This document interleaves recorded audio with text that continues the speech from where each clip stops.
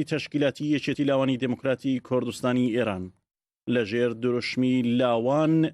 نوێنگەی خەبات و بەرخۆدانن بە بەشداری ڕێزدار مستەفا هیجری سکرتێری گشتی حیزبی دموکرات بەڕێوەچوو.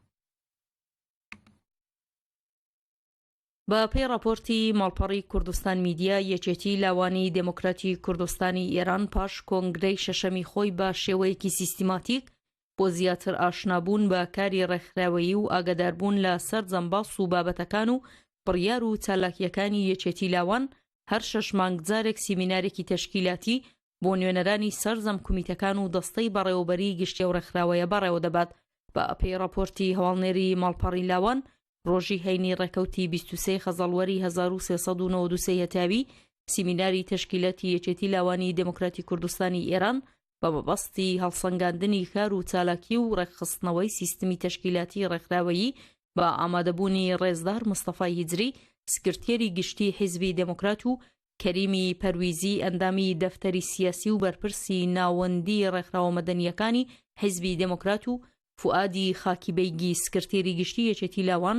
لە بنکەی بەڕێوەبەری یەکێتی لاوان بەڕێوە چوو. لەو سیمینارەدا سیستمی کاری تەشکیلاتی ڕێکخراوەکە بە تەواوەتی ئاڵوگۆڕی بەسەردەهات و ئەندامان لەسەر بنەمای فۆرمەکاریەکان بە تایبەت فۆرمی چالاکی لێکجیا دەکرێنەوە و لەو پەیوەندیەدا پرۆژەی کاری تەشکیلاتی ڕێکخراو ڕاگەیەنرا. لە دەستپێکی سیمینارەکەدا چەند ساتێک ڕاوەستان بۆ ڕێزگرتن لە گیانی پاکی سەرجەم شەهیدانی ڕێگەی ڕزگاری کوردستان ڕاگەیەنرا و دواتر لەلایەن ئارەشی محەممەدیەوە ئەندامی کۆمیسیۆنی تەشکیلاتی گشتی یەکێتی لاوان بەرنامەی کاری سیمینارەکە بۆ ئامادەبووان شیکرایەوە. بەرنامەی کاری سیمینارەکە ئەو تەوەرانەی لەخۆگرت بوو. دوایین ئاڵوگۆڕەکان و هەڵوێستی حیزبی دموکراتی کوردستانی ئێران لەو پەیوەندیەدا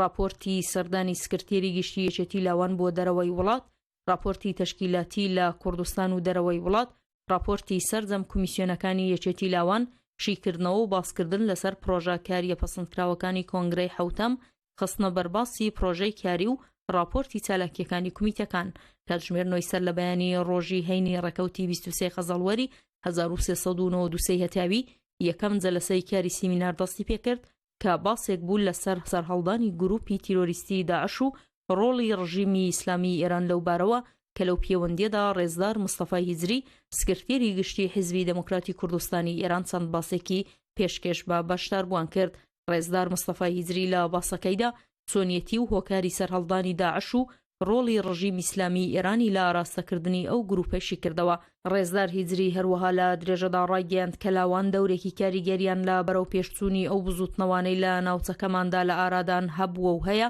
بۆیە لەو قۆناغەدا لاوانی کورد و بە تایبەتی لاوانی دموکرات بە لێکۆڵینەوە و بە دواداچوونی زیاتر وردبینانە لە ئاڵگۆڕەکان بڕوان و تەنیا ڕواڵەتی ڕووداوەکان لە ڕاگەیەندەکاندا نەبینن. لە بەشێکی دیکەی باسەکەی سکرتێری گشتی حیزبی دموکراتدا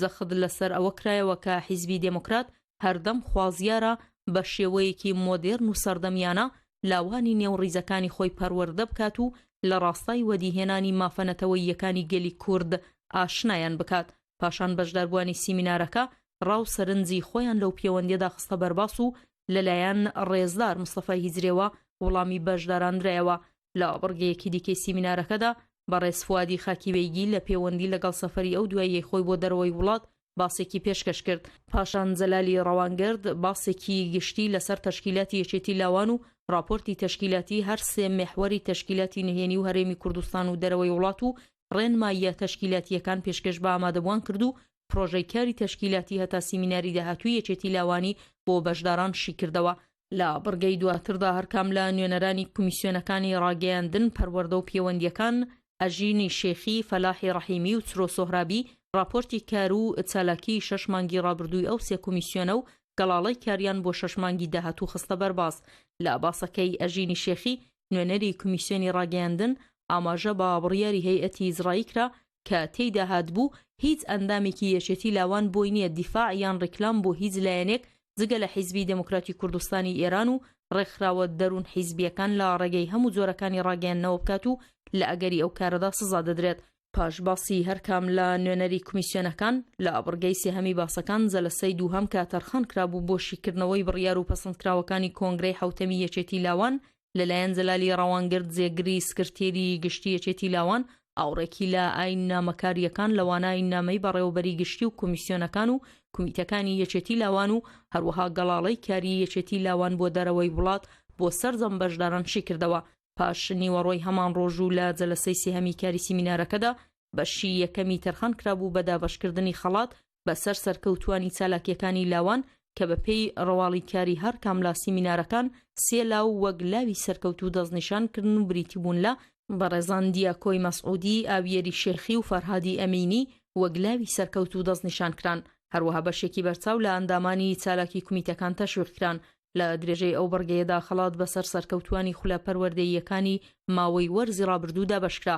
هەروەها ڕێز لە هاوکاری و پشتیوانی بەردەوامی ئۆرگانە حیزبیەکان کە لە ڕاستای باشتر بەڕێوەچوونی تێکۆشانەکانی یەکێتی لاواندا ڕۆڵێکی بەرچاویان جێراوە. بڕگەی دووهەمی جەلسەی سێهەم تەرخان کرابوو بە راپۆرتی کاری سەرجەم کومیتەکانی یەکێتی لاوان کە هەر کام لە نوێنەرانی کومیتەکان راپۆرتی کاری 6 مانگی خۆیان پێشکەش کرد و بەرنامەی کاریان بۆ 6 مانگی داهاتوو خستە بەرباز. بڕگەی کۆتایی سیمینارەکە باسی ئازاد بوو کە لەلایەن بەشداربووانەوە بەڕەخنە و پێشنیار بۆ باشتر بەڕێوەچوونی کار و چالاکیەکانی ڕێکخراوەکە سیمینارەکە دەوڵەمەند کرایەوە و پرسەری بەشداربووان سەبارەت بە کار و چالاکیەکان لەلایەن بەڕێزان جەلالی ڕەوانگرد و فوادی خاکیبێگی سکرتێر و جێگری سکرتێری گشتی یەکێتی لاوانەوە وەڵام درایەوە.